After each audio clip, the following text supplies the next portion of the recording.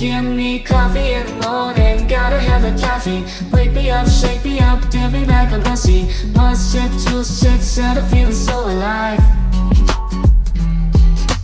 Coffee in the morning, it's the best way to survive.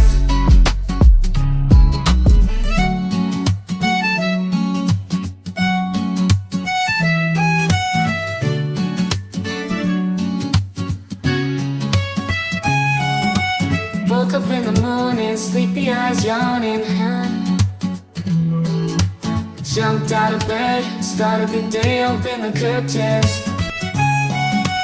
Felt the cool breeze, the sun shining on my face. But something was missing, I needed my job to chase. Give me coffee in the morning, give me coffee in the morning, gotta have the caffeine. Wake me up, shake me up, dip me back on pussy. One sip, two sips, and I'm feeling so alive. Coffee in the morning, it's the best way to survive.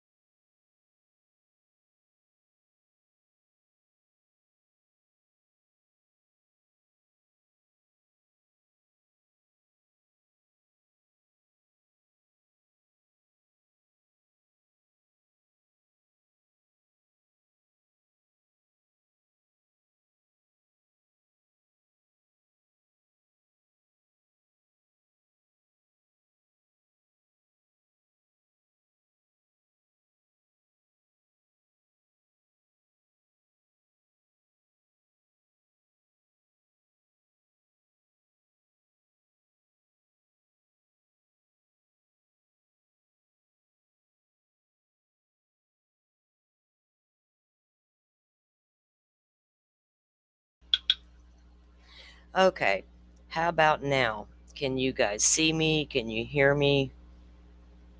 Are we good now?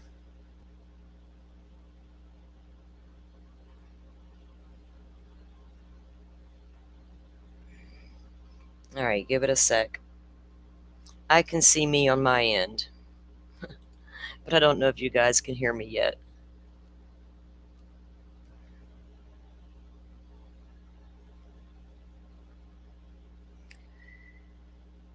No, y'all can't hear me, can you? Yes and yes? Okay.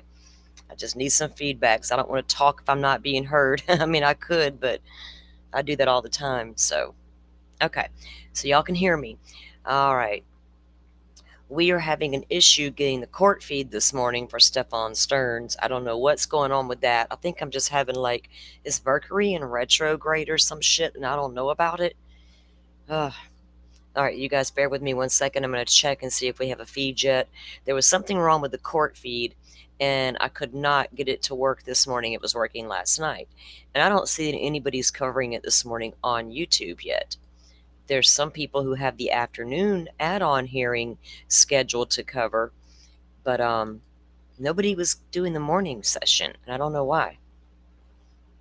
So I am trying to find us a good link. If we end up missing the morning hearing for whatever reason, I'll get it and then we'll review it this afternoon when we come back up. Because we will be back for the Koberger hearing. And I'm still not getting my link, won't work. Okay, guys, so some things have happened overnight. Just a few things came out pertaining to the upcoming hearing for Koberger. Before we get into that, so I don't think he's in here yet, Joe Schmo. I think he's resting right at the moment. Welcome in, Susie. Good morning. Good to see you. Butterfly, welcome in. Dolphin, I saw you in here. Welcome in, guys. I've been up most of the night. After dinner, I went to the grocery store, came home, made dinner, cleaned that up, and crashed hard till about 1 o'clock this morning. And yeah, been awake ever since. So it's my usual. But so like I was going to say about Joe, so back in April, we were having a discussion and we tried something. He tried something, and I was like, do it. We both were like, let's go for it and see what happens. So Joe put in a FOIA request for the WSU stop of Brian Koberger with the female officer. The day after the plea was announced, Joe got an email and the body cam was released. He has a show scheduled for this morning, I believe at 9:30. He was going to go at 9:30, but in case Stefan Stearns would a little bit later, we were going to adjust. But as far as I know, Joe is still doing that. Butterfly, we can drop Joe's link into the chat. If you guys want to go see the full video, I don't know, I haven't seen it myself yet. We had a small conversation about it, and at the same time that FOIA request was sent out, we really didn't think we were going to get anything back from it, right? Because of the gag order. A request was also sent in for the Farm Road stop, but it went to the wrong agency. So adjustments were made, and that was sent out as well. Hopefully Joe will hear back from that one as well soon. Because I think that's the one everybody really wants to see, right? Because we haven't seen any of that yet. And I think a lot of us would be interested in seeing that one. I imagine the governor will speak, Susie, right? You heard that? That's cool. I think there'll be a lot of speaking and press conferences after the hearing is conducted. All right, there's the link for Joe's channel. Like I said, he's going to show us the body cam footage that he received and the FOIA request of the stop at WSU involving the female officer. So that will be a good watch over on Joe's show here in just a little while. I think that's at 9:30. So, guys, do you remember back at the last hearing for Stearns how his attorneys stood up and said, we've come into some confidential information, Judge, and we don't know if it's going to help our client, hurt our client. We don't know which way it's going to go yet. And she didn't even want to tell the judge what that was, not even outside of the presence of the courtroom in chambers. She's like, no. Judge is like, oh, it's secretive. She's like, well, not secretive, but I don't know how it's going to work out for my client yet. So that was that in that last hearing. And we still know the judge has not decided on the CSAM keeping the phone suppression out. I checked this morning. The docket was still not updated with anything new, but there was something on there I'll share with you guys. We'll look at. I'm still trying to get the court feed to come up. And like I said, if we don't get it up right away this morning, we will get to it. I'll find it. I don't know why it's not working. They're stuck on showing us shit from like yesterday's or last night, overnight's First appearances. I'm like, what in the world? I don't want to see all that. Let me get into the docket here.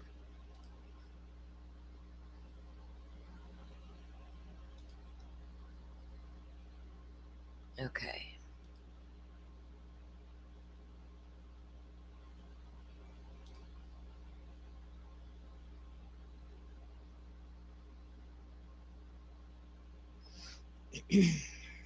All right, let me get down to the docket, to the court filings. Okay.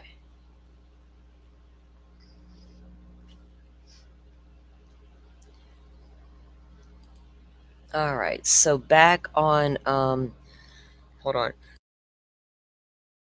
Excuse me. All right, so back on April 23rd, there were two things filed, and we had hearings that day. Okay.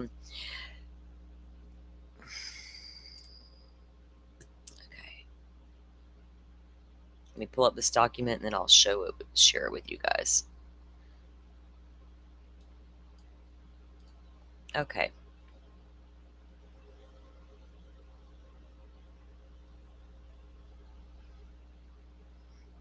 Oh, that's not the right one. This thing is so screwy this morning. I don't know what's got this place so messed up today. All right, start over. I hate this. Their website's not quite as user friendly as Idaho's. My God. But at least they have the documents out there.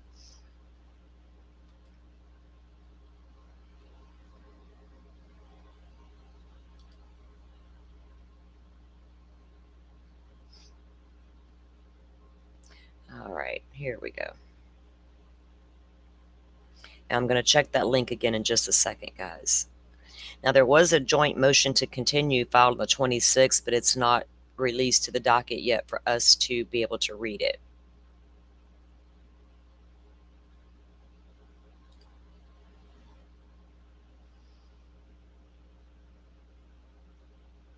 Okay, so they had introduced some stuff into evidence. What in the other, I think the other document's going to talk more about it, but this one just shows you a preliminary what they did. Okay, so we know that during that last hearing, they had Stefan testify, and they had Detective Maria Tagler back up there on the witness stand questioning her about, him giving consent for the phone.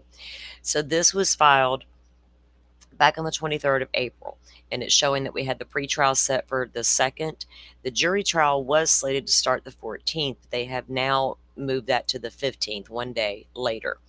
And it was for felony court minutes order hearing held on the following motions: defendant's motion to suppress evidence obtained from Google search warrant, defendant's motion to suppress evidence obtained from unlawful searches of cell, defendant's motion to suppress evidence obtained from unlawful seizure of cell phone, and the state's response as to each motion.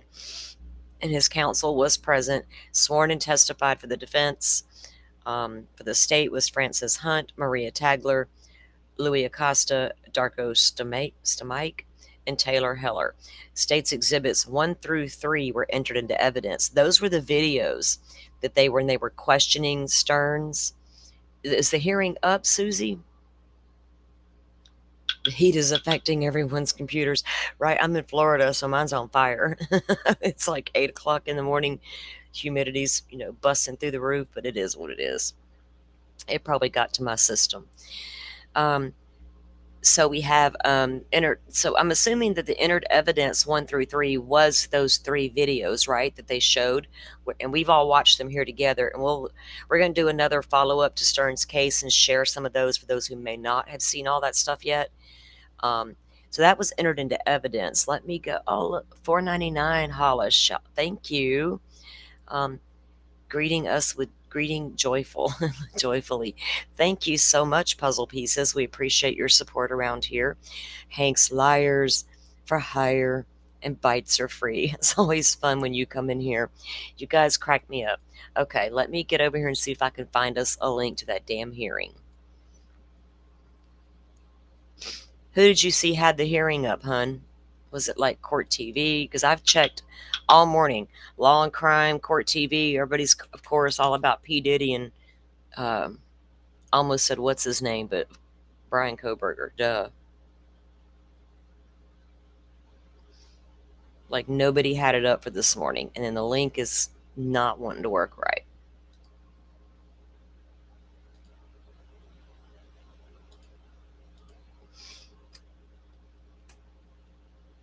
You would think that Court TV would carry it because of the fact that they've been carrying all of his stuff. Yeah, see, I don't see a link anywhere. Everybody's got the Koberger stuff going. And I know 2 other channels are planning to cover the afternoon session on the add-on that they did for like 1:30 this afternoon Eastern for Stearns. And I did email or I did message somebody. Let me see. What do I got back?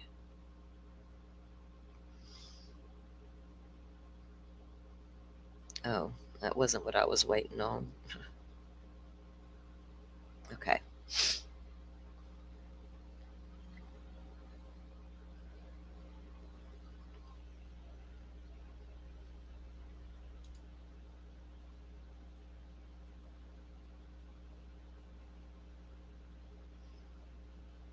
Yeah, they just got the afternoon one going. I don't know what's going on with the Stearns thing. And I'm going to try my link one more time that I have for the courts um, and see if it's working again. I don't know what their issue was this morning. It really aggravated me because I had everything set up last night. I was like, this is not cool. I've never not been able to find the court hearing, right? Never.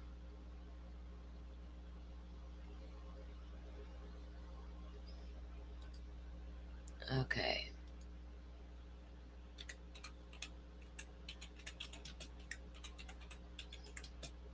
And they don't have it quite set up the way other places do. I swear, I think somebody's hacked my cousin's Facebook and she's not listening to me.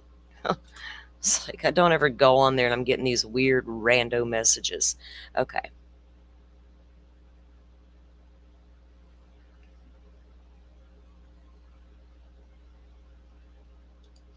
Let me see if I can get it through here. Hmm.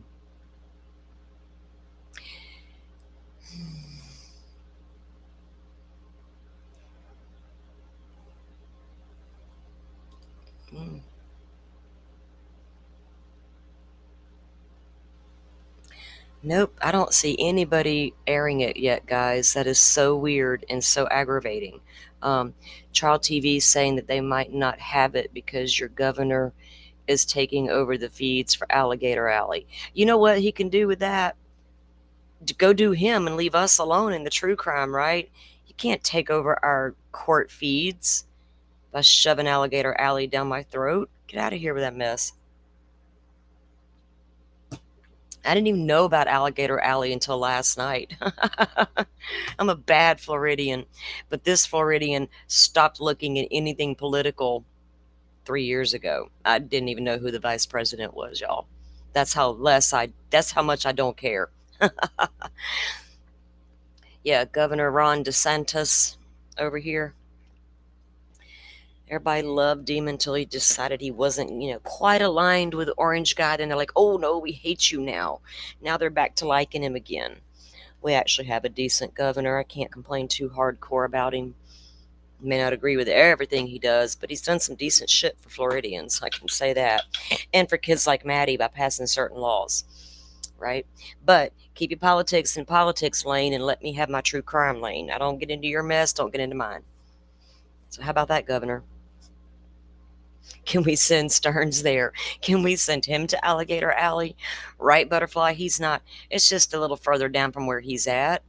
He can get on down there to the Everglades and meet the gators. We're good with that. I think we'll be really good with that. Really good with it. Okay, we will share something here that I do have set to watch for this morning, and it pertains to Stefan Stearns. And then we're going to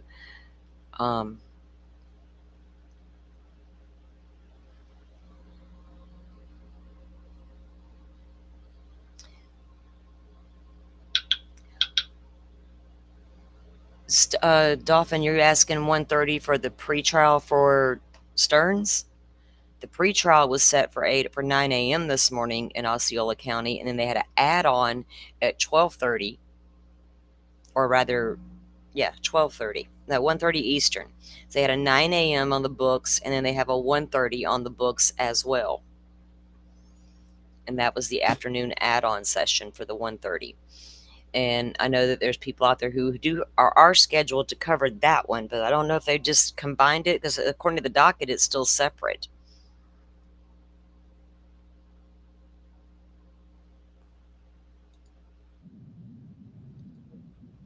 I mean, according to the court document, the docket, they still have the two hearings as separate. Okay, so let me pull this up. We're going to take a look at this, and I'm going to see if I can find us a link while this is playing. Okay. Roll claims he has obtained confidential information about the case. Madeline Soto was first reported missing in February of last year. Just a few days later, her mom's boyfriend was arrested on charges of sexual battery and child pornography. In April, he was charged with first-degree murder. And in June, state attorney's office announced that prosecutors are seeking the death penalty. Today, Stephen Stearns asked a judge to delay an upcoming court hearing. News 6 investigator Mike DeForest is at the Osceola County Courthouse with this unusual development. At this point, the confidential information reportedly obtained by Stephen Stearns remains a big mystery. His lawyers refused to discuss it in court today. They would not even have a conversation about it with the judge behind closed doors. Stephen Stearns entered a Kissimmee courtroom and asked a judge to postpone an upcoming court hearing that his own lawyers originally requested. My name's Mark. I work for the Kissimmee Police Department. Last year, while being questioned about the disappearance of his former girlfriend's 13-year-old daughter, Madeline Soto, Stearns claims law enforcement improperly seized his cell phone. Investigators say that cell phone contained images of Stearns sexually assaulting the teen. The defense plans to argue that evidence found on Stearns' phone is inadmissible and should not be shown to a jury. But on the eve of that court hearing, Stearns' lawyer asked for a delay. Defense is coming to information that at this time the court defense isn't in a position to be able to divulge to the court or in open court. Stearns' public defender claims they recently obtained confidential information that could potentially change their arguments in that upcoming court hearing. But the defense refused to tell the judge what that confidential information might be, even behind closed doors. So your good cause is secret? Essentially, Judge. Well, I can't in good faith at this time, being that it's still being explored. I don't know which way it's going to go, if it's going to be something that's going to pan out in favor of defense. Since the defense provided no details about that confidential information, the judge found no reason to postpone that evidence hearing. We will stream that evidence hearing live on clickorlando.com tomorrow, starting at 2 o'clock. Mike DeForest, News 6. I want to bring now, though, and we're joined exclusively by her. Okay, I'm not the only one having an issue getting the feed. It's Trial TV's having the same issue, guys. Hold on one second.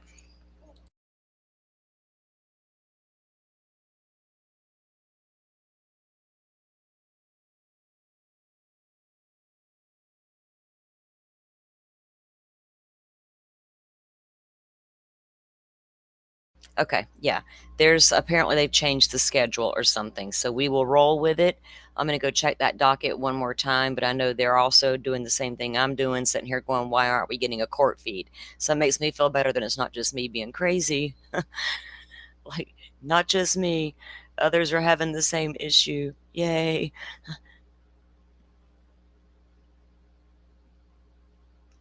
They may have changed it to where they are going to combine everything into this afternoon, right? Which is fine too.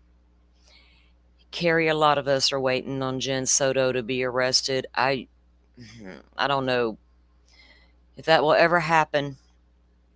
A lot of us know that she needs to be. We feel like she should be. Right? We feel like she admitted to a lot of bullshit. Okay, let me double check with the docket. You have to answer 50,000 questions. They let you in there. I'm surprised I don't got to show an ID each time.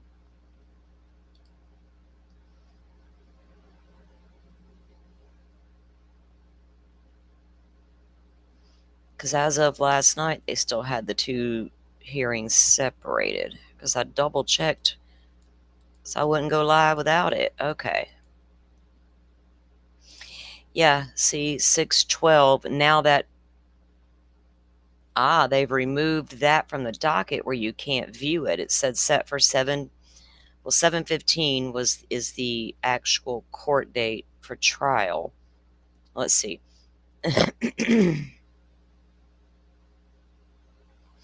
Pretrial set for 7/2/25 at 9 a.m. in 4F with Judge Karsten. And then the add-on was set for 7/2/2025 at 1:30 in 4F. So, I don't know. Maybe they have combined them and they just haven't updated it on the docket for us. So we will have to wait and see. Now, I'm not going to scoot past Koberger's hearing to run to Stern, because it'll be out there once it's there and we can grab it and watch it as a community together and see how that progresses. And we will definitely do that. In the meantime, we do have the Koberger case that we're all processing, right?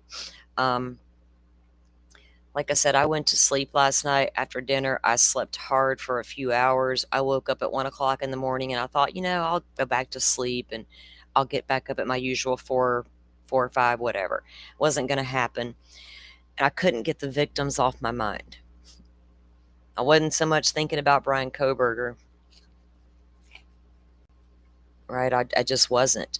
I was thinking about victims and and I really wasn't thinking about their family's feelings a lot. I was just thinking about them, and it was surreal. I went outside and I sat in the middle of the night and just sat out there for a while, and then lo and behold, 12 gauge went live doing the same thing I was doing. So I jumped in there for a few minutes and chatted it up with those guys, and I think there's a lot of mixed emotions out there, a lot of feelings running around, and people doing them. I see there's a lot of meltdowns happening, a lot of disbelief happening, and a lot of hang on a second. I was reading something here.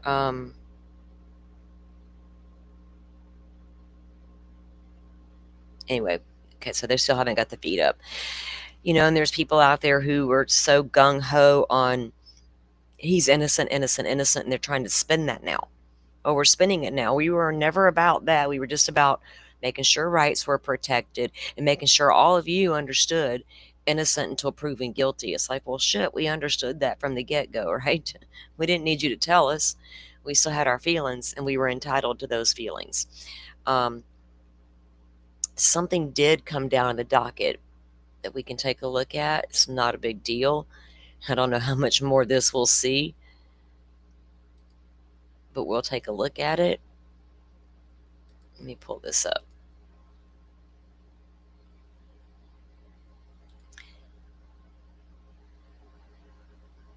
So they had the notice of hearing that came out yesterday, I don't know if it was yesterday or the day before. The judge finally confirmed that there is a hearing, and now he's confirmed what the hearing is for. Today's hearing. Because everybody's like, oh, it's not official. He hasn't signed anything yet. Like, okay. All right. Court. This is an order approving pool still photographer. The court received multiple requests by various media outlets to video record the change of plea hearing scheduled for Wednesday, July 2nd, 2025. A live stream of the proceedings will be provided by the court on its media streaming account. Therefore, the various requests by media outlets to independently video record the proceedings are denied. To ensure the quality still images are available from the hearing, the court will permit a pooled still photographer to be present at the hearing. The Associated Press, having been the first to request still photography access, it will be permitted to provide such coverage as a pooled media source. The permission to provide such coverage is contingent on the AP agreeing to act as pooled resource for photographs for all media entities. The photographer may only take photographs from the location within the courtroom assigned to them by the court personnel. Photographs may not be taken of any victims or members of any family members of the victims inside the courthouse. Oh, that's a pretty strict order. Now, I don't know if you guys have heard, but Koberger's family, it appears, will be in attendance today. It also appears that the Chapin family will be there today as well. And I'm pretty sure the Gonzalez family are going to be there as well. I'll be completely shocked if they didn't get on a plane and get their butts down to Boise, right? After all the statements. Right, Dolphin? Like, no one need to remind us of that. Like, I saw what this for shits and giggles. Like, I've got to be nosy. I got to go see. And I was like, oh, really? That's how we're spinning it? Okay, you go do you, boo. You go do you. And stay across the pond.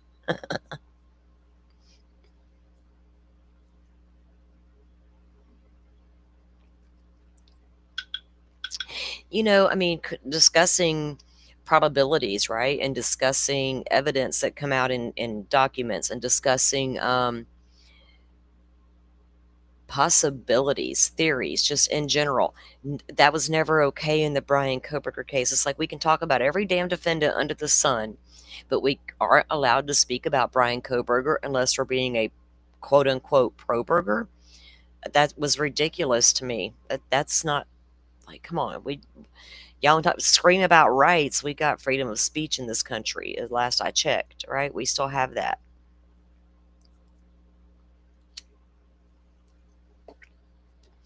We still have that.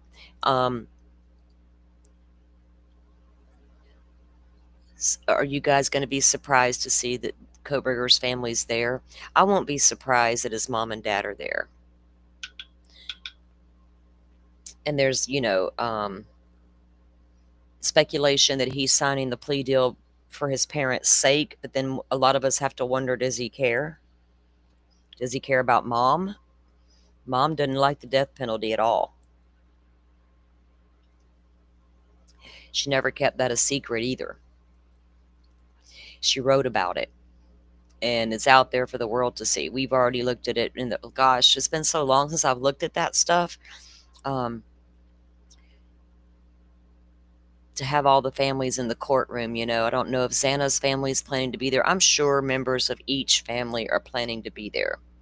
I don't know about Maddie's mom and dad, which ones will actually be there. Motion to Scream, what the fuck, granted. I love that name. Just dropping in to say hi. Thank you for coming in.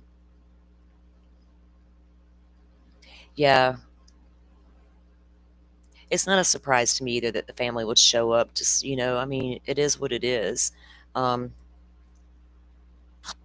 lot of us were so invested in this case, and not for the wrong reasons. Of course, there are people out there for the wrong reasons, and I'm not here to argue about all that, because they're going to, trust me, there's going to be more Idaho 4 cases like this, right? There's going to be a next time, and how they do their next time is up to them and nothing to do with me whatsoever. That's why we're going to do it our way here.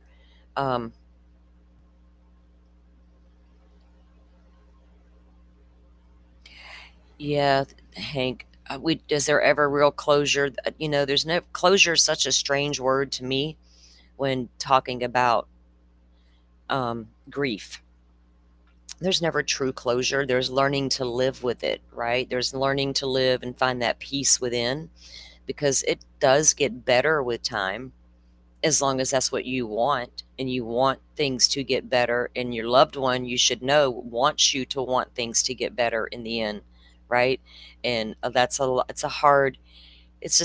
process. So I hope they can move forward in the process of grieving, and maybe get some healing and sit with their feelings for a while, right? Because they've been very vocal. Well, the Gonzalez family's always been vocal. We all know that. If we followed the case, we know how vocal they are.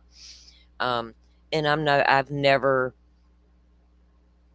said they shouldn't be, but I've thought there was a couple of times it's like, you might want to sit down for a minute and not quite be so vocal, right?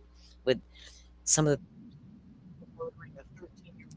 only because some of that stuff was the reason there was people questioning the case to start with. Let's be honest. they're like, well, hey, if the dad of one of the victims is out here questioning every single thing law enforcement's doing, hell, we should be as well. And of course we did, but apparently Ann didn't find anything amiss when she got all those training records for all the officers involved, the chain of custody issues that she thought she was going to have. None of that panned out because we never saw motions to keep the sheath out. The only way to keep that sheath out with DNA all over it, and I say all over it, but I know it was a speck on the touch of the snap. But with DNA on it, how do you keep that out? You can't just go into court and say, hey, this could be transfer. It's out. And the judge is like, you're right. It's out. No, not going to happen. It would have had to have been a super reason, right? Chain of custody issues. His sheath was planted, all that bullshit we heard. None of that was true. And Taylor always knew it as well. All right, so while we're here this morning and we don't know what's going on with Stefan Stearns, we'll figure his ass out here in a little bit.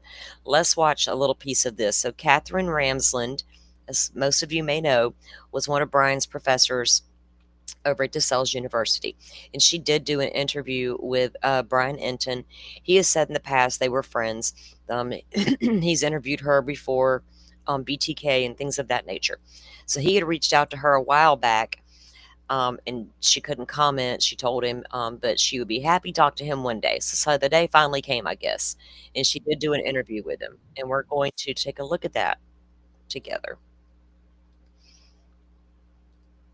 I really should have got a fresh coffee before I sat down here. All right, I'm going to let this start while I run grab a fresh cup of coffee. I'll be right back, guys. By her, renowned forensic psychologist, Dr. Catherine Ramsland.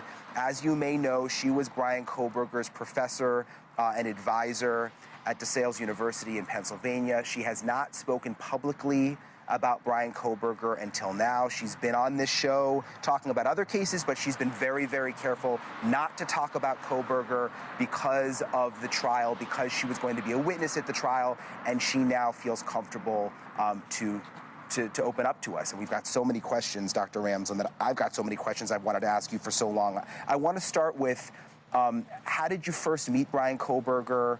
What classes of yours was he in?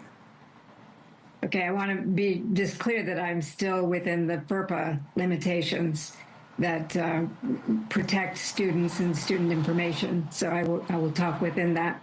I met him in the fall of 2018 when he came to DeSales University.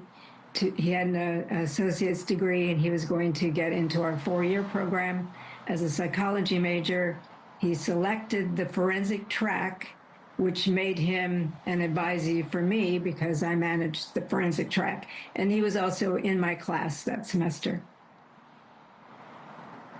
And Dr. Ramsland talks about FERPA. I should have mentioned that. There's a law, it's a federal law, I believe, that she is not allowed to talk about certain aspects of a student, their grades, certain parts of their academic life. It's almost like a HIPAA. So she's going to tell us what she can, but unless Brian Kohberger signs off, she's legally not allowed to talk about certain elements of his academic career. So just keep that in mind if there's some things that Dr. Ramsland can't answer. What was your perception of him? He seemed like eager to be in the classroom. He was polite. He was respectful, intense, and curious. And there was no reason for me to think that he was anything other than someone who was really interested in this potential career. Was there anything looking back now that was strange about him or that you noticed? When I look back, there really isn't anything that stood out to me. I think when you're a teacher, your instinct is to accept students at face value. You don't, start with suspicions or, and there really weren't any red flags. He was always really quite respectful and grateful. He would thank me for things. He was attentive. He would do the work. I didn't have any concerns. I think it was 4 classes that you taught him in. What were those classes? There were 3 undergraduate courses in the forensic track that I taught, and he was in all of them. Well, one was Introduction to Forensic Psychology. Another was my death investigation class, which was called Psychological Sleuthing. And the third one was called Dangerous Minds, the Psychology of Antisocial Behavior. And then he got into the graduate program in criminal justice for a master's degree. And he took a course with me called Behavioral Criminology. I'd love to take that course. I'm just going to go ahead and say it. I love all of her research she's ever done, right? And when I realized was one of his professors, I thought, damn, if I was her, I would be all over that man's mind. And I don't blame her, because that's like her literal job. Is there anything, Dr. Ramsland, when you look back and you think about the curriculum of those classes, and not getting into his specific experience, but when you think about what you taught in those classes, that you think, oh my gosh, he may have used that in what he's now accused of doing here in Idaho? Well, the antisocial behavior course involves serial killers and mass murderers, and we do a lot of case analysis. I use two books that I wrote. One was written with the BTK killer, whom you just mentioned, and his decision process and the crimes and how he thought about them and felt about them, and what was it like for him, to be caught. So that's a very intense book. And also I have one called The Mind of a Murderer, which was about various behavioral experts over the past century who interviewed killers, mass murderers, and serial killers to get as close as possible, spending a lot of time with them to get as close as possible to their process of becoming a criminal. And so he would have been exposed to that. I think now looking back, I would look at maybe some of the things that interested him as being, something that gives me pause. But we always have to think about, we all know, everyone in this field, forensic psychology and criminology, know that we could have students who might become offenders. But we also know that the vast majority of our students will not, and will instead go into a field like law enforcement, FBI, Secret Service. I'm curious, guys, just looking at the comments and stuff. This is a legit, I'm so curious to know. Do y'all think if he hadn't met her and studied under her, he would never have done this?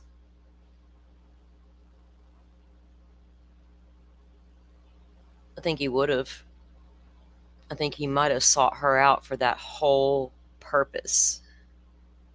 That make the world better, that protect us, so we know that there's always a risk that we're attracting somebody who wants to do something terrible. Hoping we won't ever have that, but in my case, I did. Can you say, Dr. Ramsland, what it was looking back now that sort of raises your eyebrows specifically in terms of things in the class? I think just the idea of wanting to study offenders and what their thought process was, how they felt about their crimes, wanting to study that, and then finding out that this is a person who then is now saying he's guilty of doing these things. I have to look at the framework of what I taught and wonder, did I inspire him in some way? Did I, but I can't second guess that, because I may have inspired somebody else to become an FBI agent. And that's, unfortunately, in this field, that's what we live with. I mean, you've been studying serial killers most of your life, but when you talk about the fact that what you taught may have inspired this, that's got to be hard for you to process, I would imagine.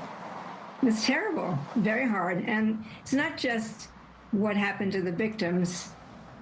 I really thought Brian Koberger was a promising student Mm. who really could have made a mark in this career in a very positive way. I thought that. So disappointed, angry, and very and shocked that this is who he turned out to be, and horrified for the victims and their families. Just horrified. I mean, I worked with Dennis Rader closely for 5 years. I met the victims' families.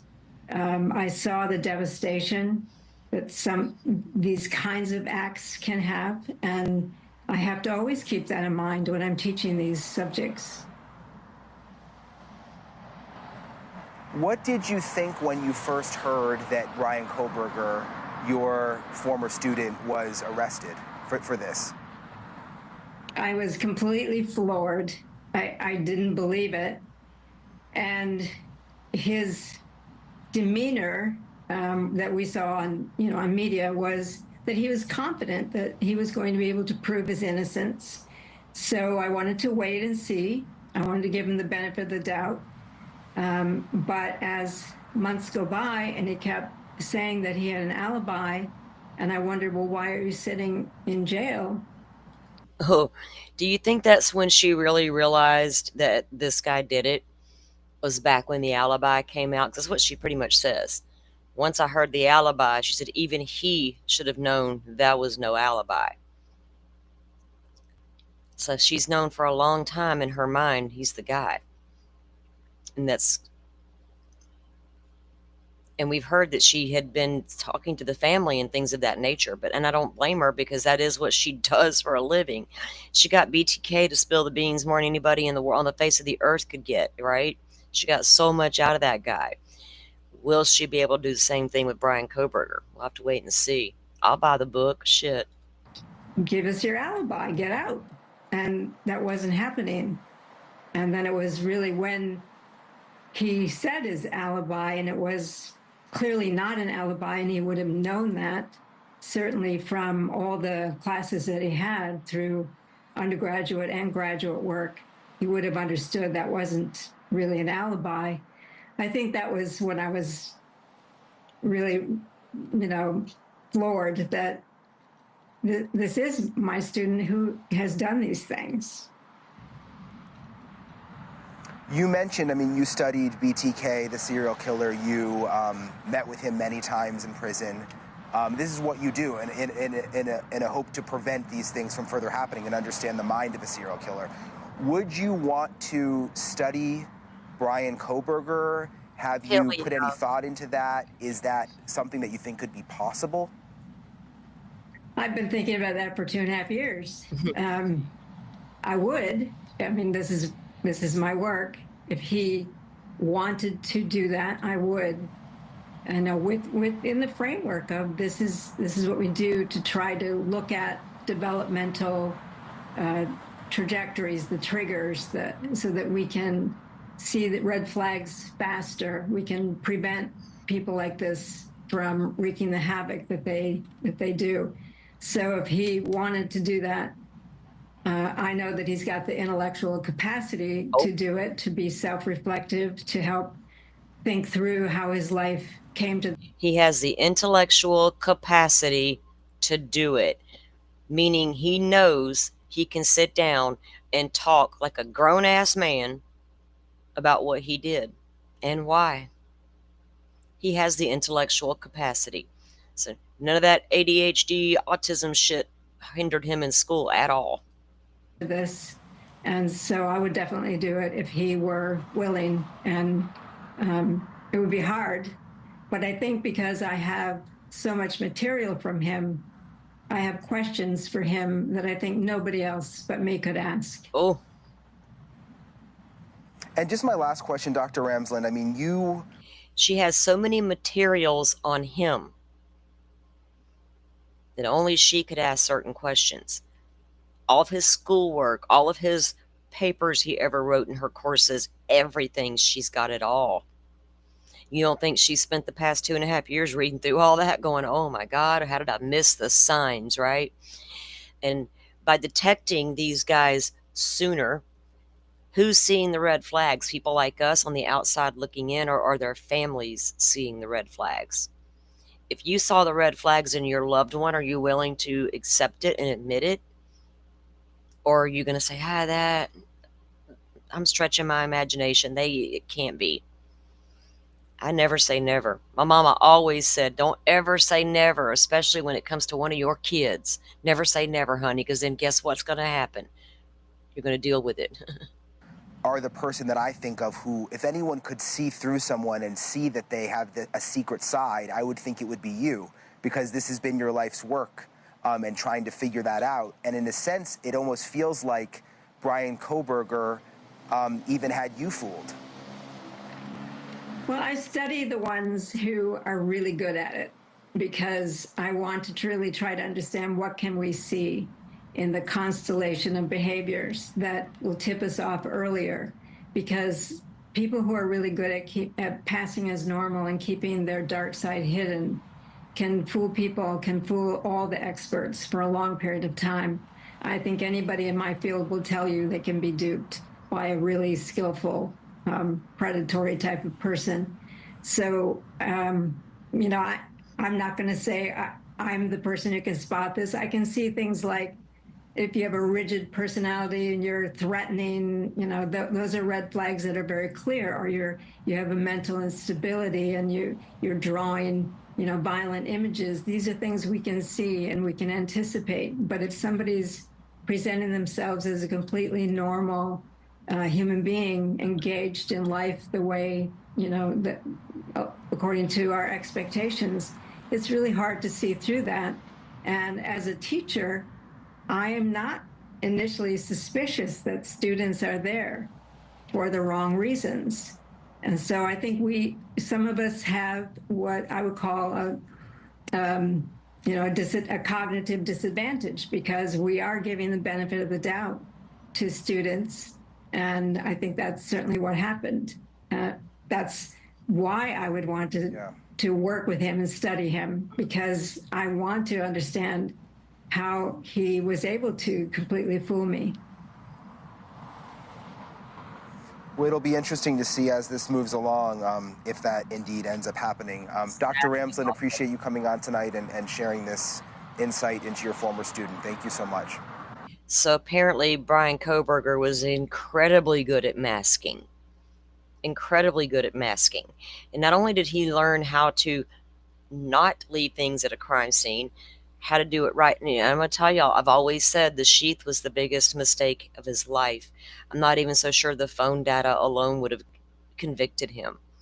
Grainy car footage alone probably would not have. It might have under circumstantial, depends on the jury, how hard these attorneys actually went at it in court, because I'm looking for a good storyteller when I go to court. I cannot stand a boring attorney. I don't care if you're defense or prosecution. If you bore me to death, I'm going to doze off and I'll probably check out. So there's a lot to Brian Koberger. It's not cut and dry with this guy. It goes so deep. When I really thought about it 2 years ago, a year and a half into this case, I'm like, man, this guy really, really did this. And knowing that the stuff I've read about BTK and the research I've done on that for other shows, I was like, man, I really like to get into this guy's mind too. So I totally get where she's coming from. I don't think she'll change her teaching curriculum at all, because it's not her fault. Okay. I'm not going to blame the professor for Brian Koberger going out and doing what he did, because I think he made that choice before he ever got to her. He made that choice before he ever got to DeSales University. He already knew things were wrong with him. He already knew he was different. He already knew he had thoughts that most people do not have. It became very apparent when you read his Tapatalk post.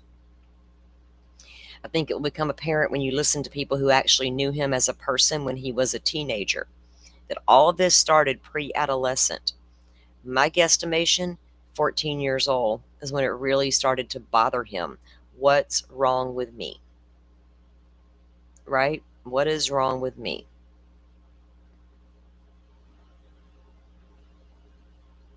Oh yeah, he definitely showed signs in his initial hearing, Dolphin. You could tell by his demeanor The way he sat there, the way he was confident, the whole thing always struck me as that guy, right? And I've always looked at him as the next potential, next level serial killer. Rex Heuermann thought, he was actually next level. Brian Koberger would have took it even further, especially doing the studies. And you guys, if you listen to what has been said about the crime scene, that sheath was left in a blaze of glory. Shit got real sideways real fast in Madison Mogen's bedroom. That sheath was a total accident. Now, there's another clip we're going to take a look at. We're going to go ahead and do this stuff before we bring up the trial or the hearing. Now, I'll be live co-hosting with Joe in a little bit. So, Dr. G mentioned that the defense even used, oh shit, I thought that was off, even used one of his earlier videos in one of their motions of him, his demeanor. Yeah.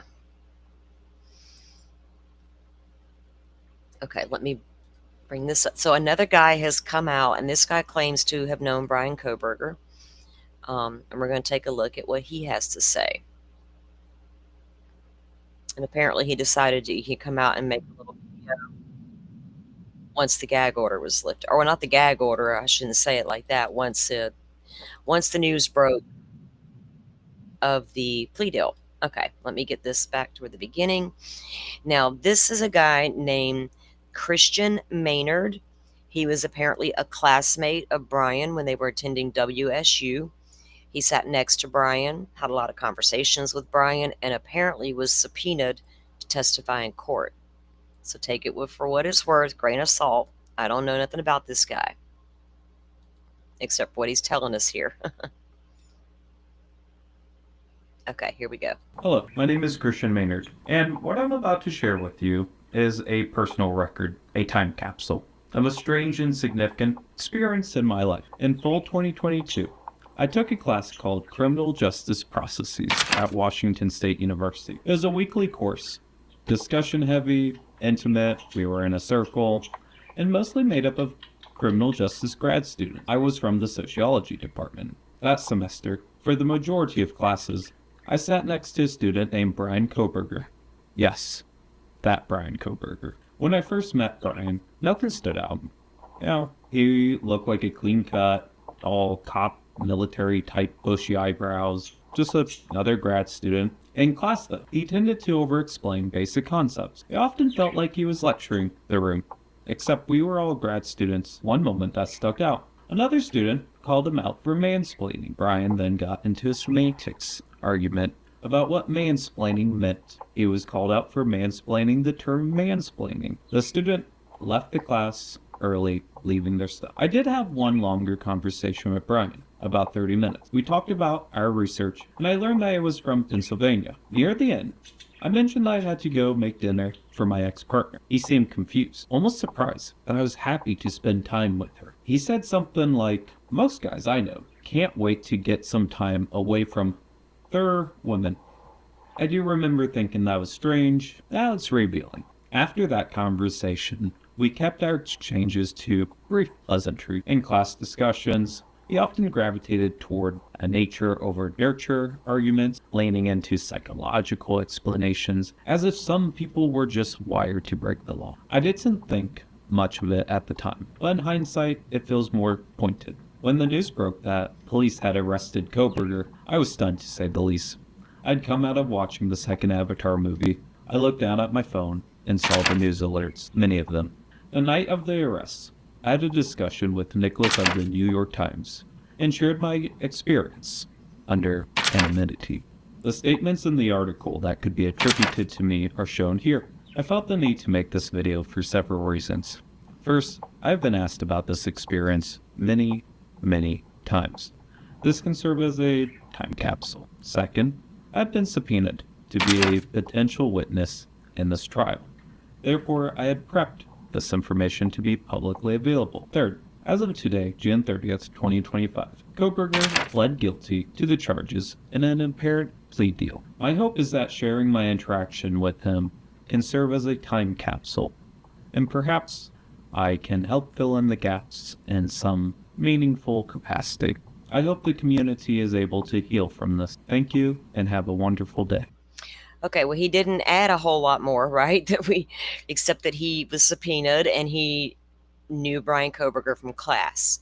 Now, what would he have come and testified to? He really didn't elaborate, other than I got a vibe here and there out of a few things. But one thing that this dude does do that I notice on his YouTube channel, he's got one video up, and it's the U.S. cannabis policy. That was a cool little video. It kind of does a time capsule of when all the states began to legalize marijuana. I was like, I'm here for this video. But anyway, apparently he studies the effects of cannabis on people in one of his criminology studies. But he didn't really, add a whole lot more to the context, right? So Susie is reporting that Trial TV has the hearing up now for Stefan Stearns. Let me go and take a look and see if we can find the link really quick. We may have to come back and air the trial. I never get it right. During a trial, I call it a hearing, and vice versa. Because Joe's going live in about 30 minutes. Let's see. And I got to go over there and co-host with him. Let me try to pull this up. They're mansplaining. Lord, y'all know this channel is run by a woman, and I don't take kindly to that damn mansplaining shit. You come in and talk to me like an adult, but don't come in with your mansplaining. You're not my daddy. Only one man gets to do that.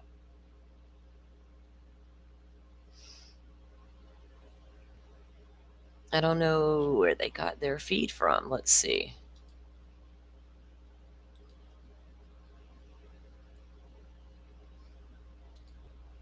Okay.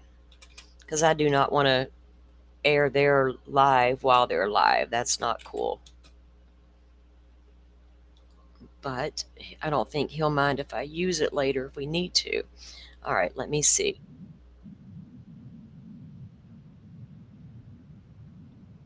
Well, I just turned on their live and they're not showing a hearing, are they? Oh, are they? Hold on, let me double check this.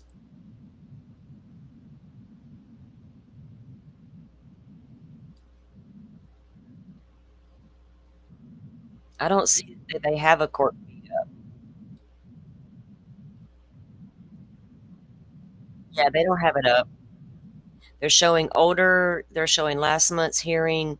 They're showing about the Osceola County Sheriff being arrested, him and his wife. That's the guy who accidentally put out Maddie's photos of her body laying in the woods onto his website. Yeah, that guy. Screw that guy. But they don't have the court feed up. And this, I don't know what. Hang on. They start something right here, but I don't think it's nothing to do with Stearns. No, they got a feed up, but it's not Stefan Stearns. So, yeah, okay, that's cool. Well, we'll get it. We'll find the feed and we will bring that to you guys. Now, there's one more thing I want to check out with Koberger too before we head out of here. For the morning anyway, we already had the live set up for this afternoon to come back for the hearing. I appreciate all you who come in here and hang out with us and watch it. Now let me see if this is the one.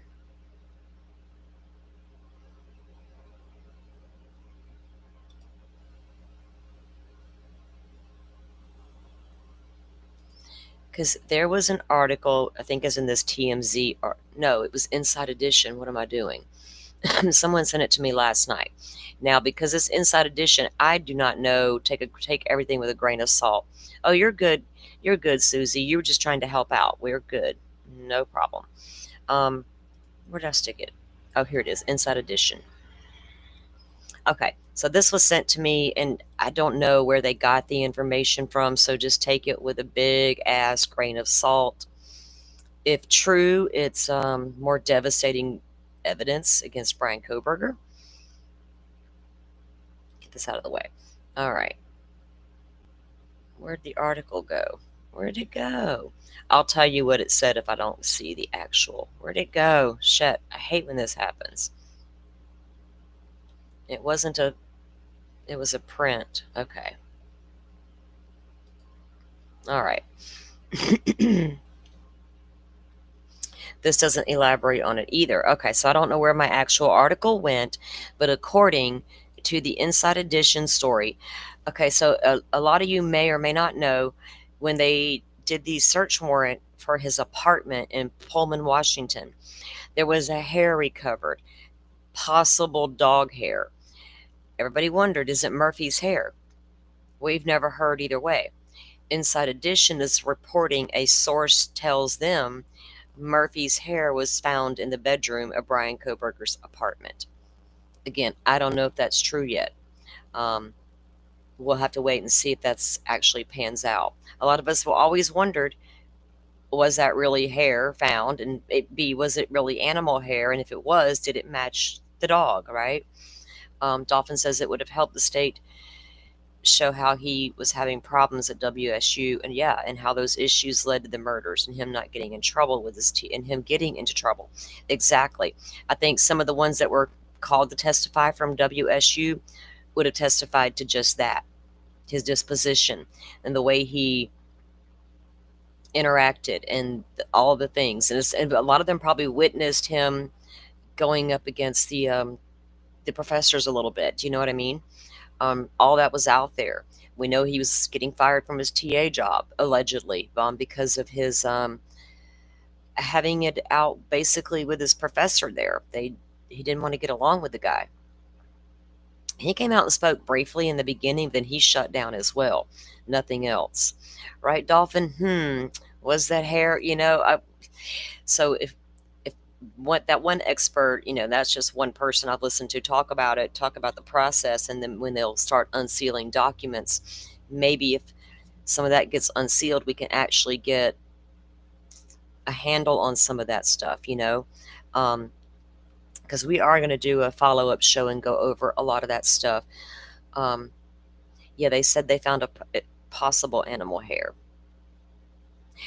Dolphin, I don't even know if it said there was an animal hair found under the mouse pad. Yeah, there was because there was like fibers and things like that as well.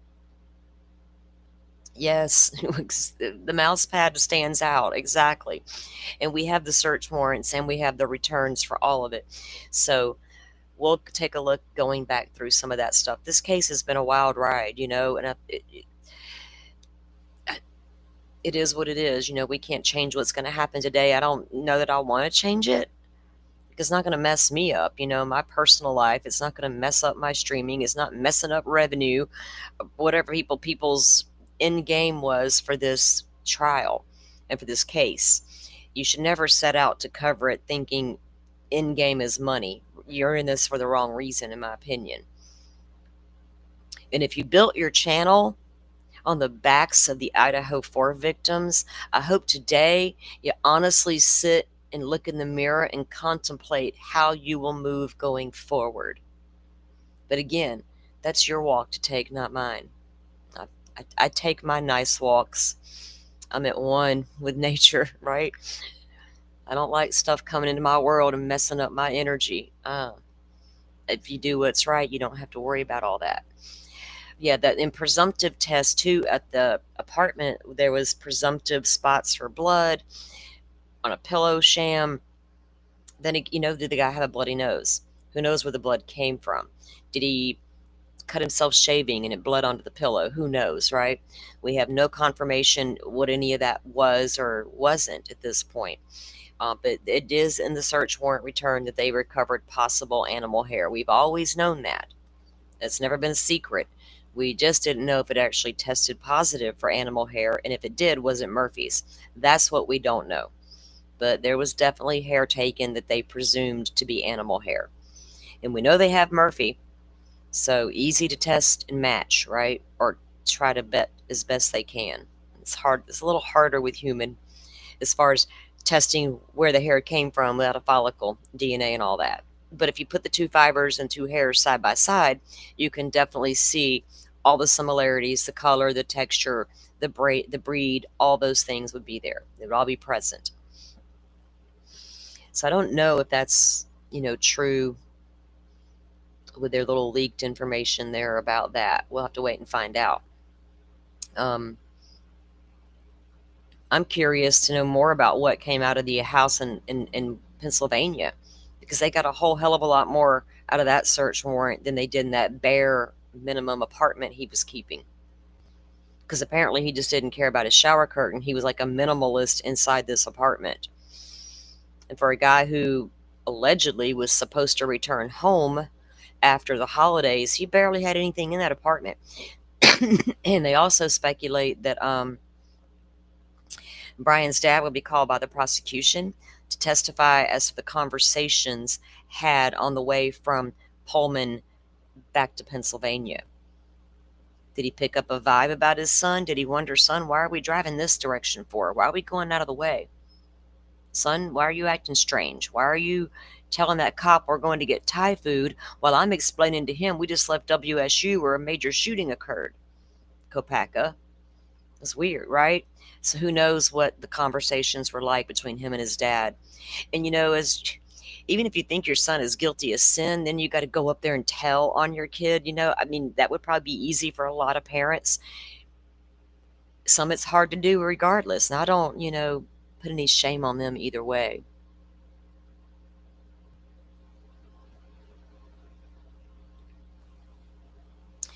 Carrie says, well, they do dog and cat DNA. Yeah.